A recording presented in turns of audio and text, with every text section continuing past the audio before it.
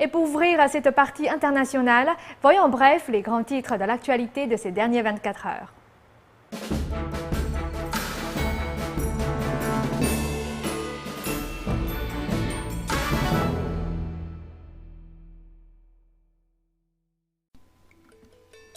Réaction instantanée de la France suite au massacre de Houla en Syrie ce week-end où 108 personnes et 49 enfants ont trouvé la mort.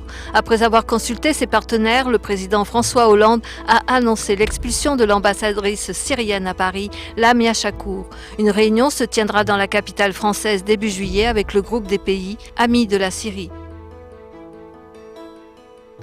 Et après le massacre syrien, le président israélien Shimon Peres a appelé la communauté internationale à mettre un terme à l'effusion du sang.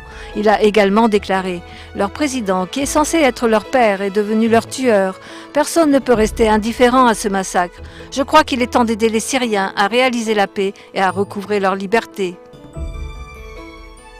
Plus de 500 personnes ont entamé vendredi une série de consultations à Doha, au Qatar, pour finaliser un document qui doit constituer la base d'un accord de paix qui pourront signer à la fois le gouvernement du Soudan et les mouvements d'opposition afin de sortir de la crise au Darfour.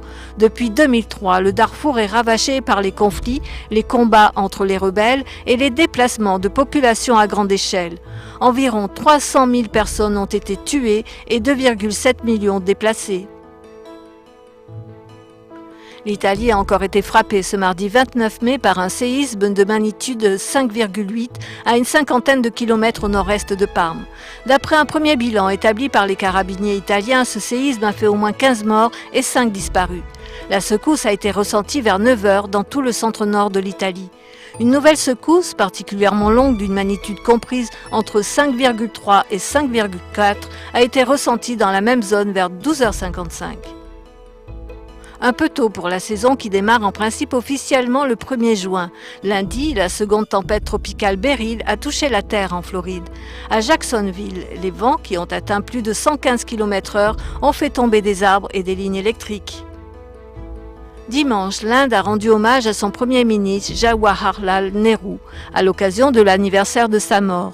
Décédé le 27 mai 1964, il fut l'un des principaux dirigeants de la lutte pour la liberté indienne avec le Mahatma Gandhi. Il fut le premier ministre du pays après l'indépendance, poste qu'il a occupé jusqu'à sa mort.